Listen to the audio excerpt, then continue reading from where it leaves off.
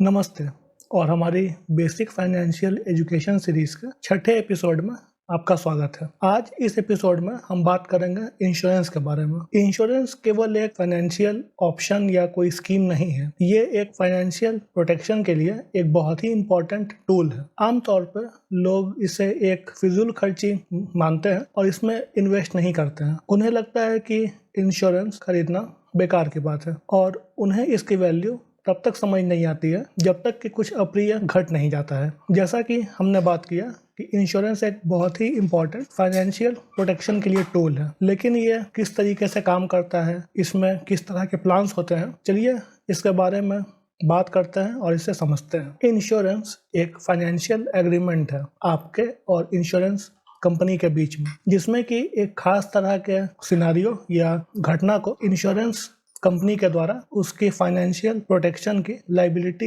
ली जाती है और इस पॉलिसी को परचेस करने और उसे इन फोर्स में कंटिन्यू करने के लिए आपके द्वारा रेगुलरली प्रीमियम पे किया जाता है। इंश्योरेंस किसी भी प्रकार के घटना के लिए परचेस की जा सकती है, चाहे वो आपके हेल्थ के लिए हो, ट्रैवल के लिए हो, कार के लिए हो, यहाँ तक कि आपके जीवन के लिए भी आप इंश्योरेंस परचेस कर सकते हैं। आइए बात करते हैं कि इंश्योरेंस काम कैसे करता है। पहले आप अपने लिए एक अच्छी इंश्योरेंस कंपनी का चयन करते हैं। कंपनी का चयन करने के बाद जिस इवेंट के लिए आपको इंश्योरेंस पॉलिसी परचेस करनी होती है, उसमें से उस कंपनी के पास जो बेस्ट पॉलिसी आपके नीड्स के अनुसार अवेलेबल हो, आप उसे परचेस करते हैं और इसे कंटिन्यू करने के लिए एक रेगुलर प्रीमियम पे करते हैं। प्रीमियम तरह तरह के फैक्टर्स पे डिसाइड किया जाता है, जैसे कि आपकी एज, इनकम, आप किस तरह के इवेंट को इंश्योर करने के लिए ये प्लान परचेस कर रहे हैं, आपने सम अश्योर्ड कितना ऑप्ट किया है। इसके अलावा और भी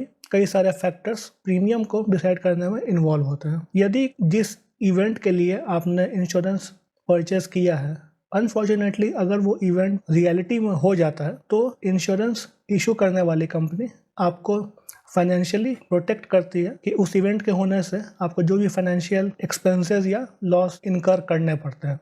कुछ प्रकार की पॉलिसियां आपके इंश्योरेंस पर इन्वेस्टमेंट और सेविंग्स का कंपोनेंट भी मिक्स करती हैं। इन पॉलिसीज के बारे में हम आगे आने वाले सेक्शंस में बात करेंगे। आइए अब बात करते हैं कि इंश्योरेंस लेना क्यों जरूरी है। इंश्योरेंस एक अच्छा रिस्क प्रोटेक्शन के लिए ऑप्शन है। इंश्योरेंस आपको और अगर आपके लाइफ के अनफॉर्चुनेट लॉस के इवेंट में आपके फैमिली को एक फाइनेंशियल स्टेबिलिटी प्रोवाइड कराने में काफ़ी हेल्प करती है। इसके अलावा इंश्योरेंस के प्रीमियम पर आप अलग अलग सेक्शंस के अंतर्गत इनकम टैक्स रिबेट भी क्लेम कर सकते हैं। और जो बात सबसे महत्वपूर्ण है वो है मन की शांति। अगर आपके पास एक इंश्योरेंस प्लान परचेस किया हुआ है, तो लाइफ में आने वाली किसी भी प्रकार की दुर्घटना का आप डट के सामना कर सकते हैं, क्योंकि आप जानते हैं कि इस इवेंट के लिए आपने इंश्योरेंस प्लान परचेस पहले से ही किया हुआ है और एटलीस्ट इंश्योरेंस आपको एक फाइनेंशियल बैकअप प्रोवाइड करवा देगा। भारत में तरह तरह के इंश्योरेंस प्लान अलग अलग इवेंट्स को इंश्योर करने के लिए अवेलेबल है, जैसे कि हेल्थ, लाइफ, मोटर एक्सेट्रा। आइए इन अलग अलग प्लान्स और उनके वेरिएशंस के बारे में बात करते हैं। आइए अब बात करते हैं लाइफ इंश्योरेंस के बारे में। भारत में आमतौर पर लाइफ इंश्योरेंस 3 प्रकार के पाए जाते हैं। इसमें से पहला प्रकार है टर्म प्लान। टर्म प्लान एक प्योर रिस्क इंश्योरेंस है, जिसमें कि अगर आपके लाइफ की लॉस होती है तो उसी केस में कंपनी के द्वारा आपको अमाउंट पे किया जाता है। अन्यथा अगर आपने पॉलिसी को पूरे 10 ईयर तक कंटिन्यू रखा और उसके बाद आपकी पॉलिसी मैच्योर हो जाती है, तो उस केस में आपको कोई भी लमसम पे आउट नहीं दिया जाता है। इंश्योरेंस में टर्म प्लान का जो मेन बेनिफिट है वो है कि आपको एक कम प्रीमियम में इंश्योरेंस का high amount of coverage offer किया जाता है। अपने लो प्रीमियम कॉस्ट के कारण और एक प्योर रिस्क प्रोटेक्शन प्लान होने के कारण टर्म प्लान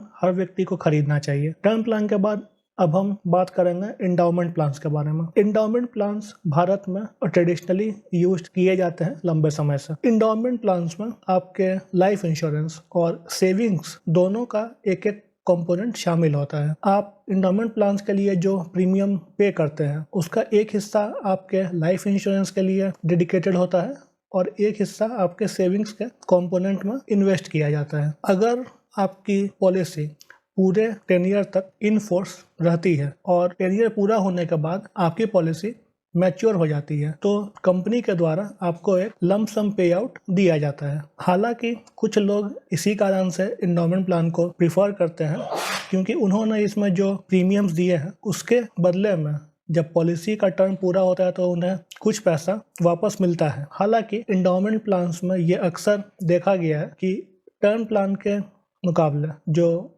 लाइफ के लिए कवरेज अमाउंट इसमें ऑफर किया जाता है वो कम ही होता है, और क्योंकि इसमें एक सेविंग्स का कंपोनेंट भी एक्स्ट्रा ऐड होता है तो इंडोमेंट प्लान्स के प्रीमियम भी टर्म प्लान से अमूमन ज़्यादा ही होते हैं। और लाइफ इंश्योरेंस का तीसरा प्रकार होता है यूलिप। यूलिप प्लान्स में आपके लाइफ इंश्योरेंस और इन्वेस्टमेंट दोनों का एक एक कंपोनेंट इन्वॉल्व होता है। यूलिप के अंतर्गत आपके द्वारा दिए गए प्रीमियम का एक हिस्सा आपके लाइफ इंश्योरेंस के लिए डेडिकेटेड होता है और एक हिस्सा स्टॉक मार्केट में अलग अलग स्कीम्स में इन्वेस्ट किया जाता है। यूलिप प्लान्स में इन्वेस्टमेंट का तो ऑप्शन है, लेकिन इसके चार्जेस अगर आप खुद से बाहर से एक म्यूचुअल फंड में इन्वेस्ट आप करेंगे तो यूलिप में म्यूचुअल फंड के मुकाबले जो चार्जेस लगाए जाते हैं वो थोड़े ज़्यादा होते हैं, और इसमें भी आपका टर्म प्लान के कंपैरिजन में लाइफ इंश्योरेंस का जो कवरेज दिया जाता है वो कम ही रहता है। इसीलिए अगर आज के दिन किसी समझदार व्यक्ति को एक लाइफ इंश्योरेंस परचेस करना हो तो उसे एक टर्म प्लान की ओर ज़रूर देखना चाहिए और बाकी के पैसे को म्यूचुअल फंड में इन्वेस्ट करना चाहिए ताकि उसे सेम प्रीमियम के अमाउंट में एक अच्छा इंश्योरेंस और अच्छा इन्वेस्टमेंट दोनों एक साथ हो सके।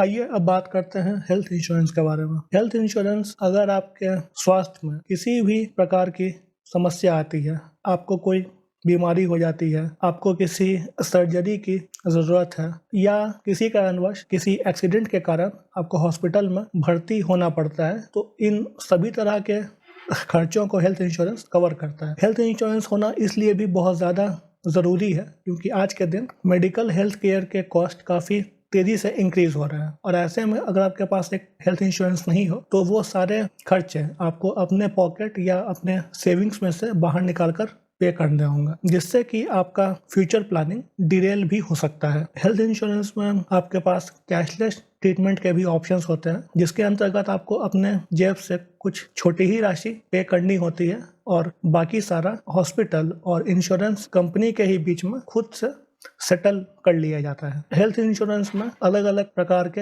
एड ऑन ऑप्शंस जिन्हें राइडर्स कहा जाता है वो भी आप साथ में ही परचेज कर सकते हैं। आपके हेल्थ इंश्योरेंस के साथ एक क्रिटिकल इलनेस राइडर भी ज़रूर से परचेज किया जाना चाहिए ताकि कुछ गंभीर बीमारियां जो कि धीरे धीरे करके आम होती जा रही हैं, जैसे कैंसर, हार्ट फेलियर या हार्ट अटैक, किडनी फेलियर, इन तरह के भी खर्चीले ट्रीटमेंट वाले बीमारियों को कवर किया जा सके। इसके अलावा एक फैमिली फ्लोटर प्लान का भी ऑप्शन होता है, जिसमें कि अगर आपके कोई भी डिपेंडेंट हो, जैसे आपके 18 साल से कम के बच्चे हैं या आपके ऊपर डिपेंडेंट आपके पेरेंट्स, तो इन सभी लोगों को एक ही प्लान के अंदर कवर किया जा सकता है, जिससे कि आपको हर एक मेंबर के लिए अलग से प्लान खरीद के और उन्हें मैनेज करने के लिए ज़्यादा काम नहीं करना पड़े। आइए अब बात करते हैं कुछ अदर टाइप ऑफ इंश्योरेंस जो कि मार्केट में देखे जाते हैं। इसमें से प्रमुख है मोटर इंश्योरेंस, जो कि आपके कार और बाइक का मैंडेटरीली किया जाता है। मोटर व्हीकल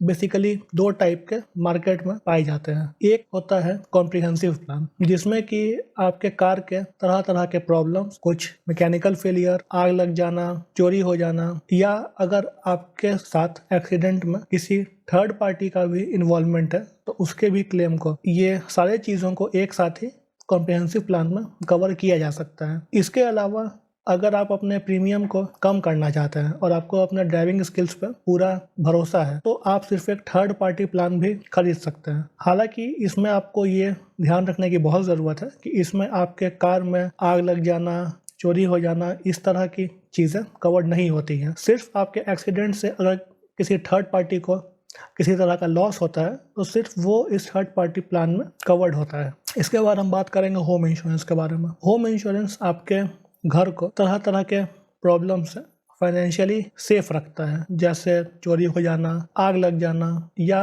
नेचुरल डिजास्टर्स के कारण कुछ डैमेज हो जाना। क्या आपको मालूम है कि आप अपने घर के अंदर स्टोर किए हुए आइटम्स के भी इंश्योरेंस परचेज कर सकते हैं। इसके बाद आता है ट्रैवल इंश्योरेंस। ट्रैवल इंश्योरेंस आपके ट्रैवल के एक्सपीरियंस को एक लेवल अप करने के लिए बहुत अच्छा टूल है। चाहे किसी कारण से आपके ट्रैवल का जो भी मीडियम था, ट्रेन थी या फ्लाइट थी, वो कैंसिल हो गई, आपका बैगेज लॉस हो गया, या आप जिस जगह पर ट्रैवल कर रहे हैं वहाँ पे अगर आपको कोई इमरजेंसी मेडिकल ट्रीटमेंट की ज़रूरत हो तो वो भी इस ट्रैवल इंश्योरेंस में कवर की हुई होती है। और फाइनली हम बात करेंगे बिजनेस इंश्योरेंस के बारे में। अगर आपके पास अपना बिजनेस है तो उसमें कई तरह के की कंपोनेंट्स हैं जिनको इंश्योर किया जा सकता है, जैसे कि आपके शिपमेंट, आपका फिजिकल स्टोर, वेयर हाउस, या कुछ ऐसे की इम्पोर्टेंट पर्सन जिनके बिना आपके बिजनेस को लॉस का सामना करना पड़ सकता है यदि उन्हें कुछ हो जाए और वे किसी कारणवश कुछ समय तक काम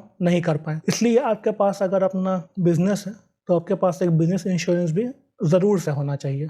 बहुत से लोग बिना उचित मूल्यांकन किए हुए, जिसमें कि तरह तरह के फैक्टर्स को काउंटिंग करना पड़ता है, जैसे आपकी इनकम, आपकी एज एक्सेट्रा, तो लोग सही से बिना इनका मूल्यांकन किए हुए बेतरतीब तरीके से इंश्योरेंस खरीद भी लेते हैं और उनके पास जो एक एडिक्वेट अमाउंट का इंश्योरेंस होना चाहिए वो भी उनके पास नहीं हो पाता है। तो आइए यह देखते हैं कि आपके अनुसार आपके इंश्योरेंस की सम एश्योर्ड कितनी होनी चाहिए। लाइफ इंश्योरेंस के लिए आपकी जो एनुअल इनकम है, आइडियली उससे 10 से 15 गुना के कवरेज अमाउंट की लाइफ इंश्योरेंस आपके पास होनी चाहिए। उदाहरण के लिए, यदि आपकी सालाना आय 10 लाख होती है तो और आप एक टर्म प्लान चूज करते हैं तो आपके टर्म प्लान का जो कवरेज अमाउंट है वो 1 से 2 करोड़ के बीच में होना चाहिए। आइए अब बात करते हैं हेल्थ इंश्योरेंस के बारे में। हेल्थ इंश्योरेंस लोग आमतौर पर दूसरों ने कितने का प्लान लिया है वो उतने का ही देख के परचेस कर लेते हैं, लेकिन ये तरीका सही नहीं है। उन्हें अपने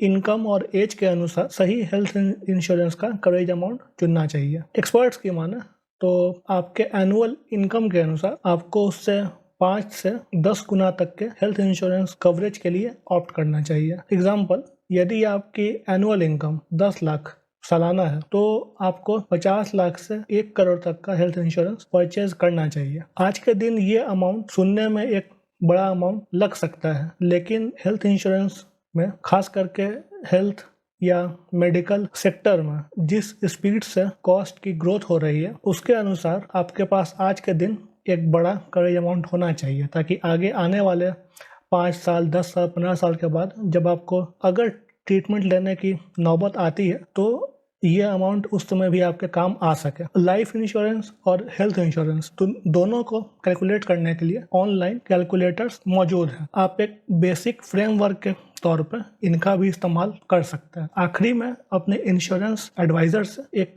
सही कवरेज अमाउंट के लिए बात ज़रूर करें। यदि आपने लिया है तो आपको क्या फ़ायदा मिलता है और यदि आपने नहीं लिया है तो आपके लिए कितना बड़ा नुकसान हो सकता है। चलिए इसके लिए कुछ एग्जाम्पल्स को स्टडी करते हैं और इंश्योरेंस के बेनिफिट को अनकवर करते हैं। यदि एक 35 साल का आईटी सेक्टर में काम करने वाला एम्प्लॉय अपने लिए अपने एनुअल इनकम के अनुसार 1 करोड़ का टर्म प्लान परचेस करता है, परचेस करने के कुछ 5 साल के बाद कहीं ट्रैवल करते टाइम उसे एक एक्सीडेंट का सामना करना पड़ता है जिसमें वो सरवाइव नहीं कर पाता। टर्म इंश्योरेंस प्लान परचेज होने से उसके फैमिली को एक फाइनेंशियल स्टेबिलिटी प्रोवाइड होती है, क्योंकि इंश्योरेंस के कंपनी के द्वारा वो पूरा अमाउंट एज अ लंप सम उन्हें पे आउट के तौर पे दे दिया जाता है, ताकि वो अपना आगे आने वाला जीवन, जो भी उनका एक आज के दिन का लाइफ स्टैंडर्ड है, आगे अगर बच्चों की पढ़ाई के लिए आपने प्लानिंग की थी या उनके शादी ब्याह के लिए जो भी खर्चे होने वाले थे, वो सारी चीज़ें आपके टर्म इंश्योरेंस के पे आउट से कवर हो सकती हैं। इस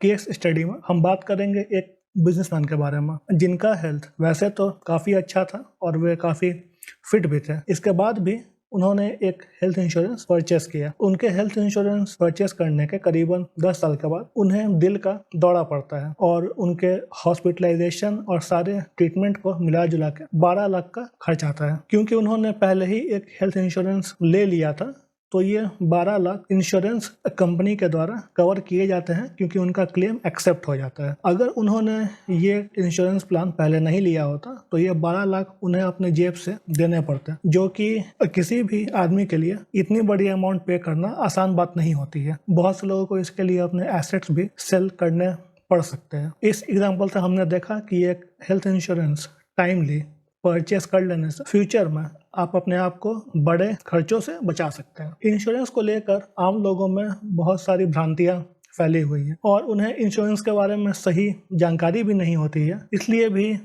लोग आमतौर पर हेल्थ प्लान या एक लाइफ प्लान खरीदने से कतराते हैं। आइए कुछ इन कॉमन मिस्टेक्स और मिथ्स के बारे में बात करते हैं। मिथ नंबर 1 कि मैं अभी एक युवा हूं और मुझे हेल्थ इंश्योरेंस की ज़रूरत नहीं है। हेल्थ इंश्योरेंस उन तरह के लोगों को खरीदना चाहिए जिन्हें पहले कोई मेडिकल प्रॉब्लम्स हो चुकी हैं। तो ये बात पूरी तरह से गलत है। चाहे आपकी हेल्थ अभी तक पूरी सही है या पास्ट में आपको कोई एक मेडिकल ट्रीटमेंट की ज़रूरत पड़ी है, दोनों ही केसेस में अगर आप हेल्थ इंश्योरेंस जितनी जल्दी बाई करेंगे तो आपके प्रीमियम्स उतने कम रहते हैं। आप ये मान के चलिए कि सिर्फ 10 साल के डिले से आपके प्रीमियम्स ऑलमोस्ट डबल हो सकते हैं, इसीलिए जल्दी स्टार्ट करें।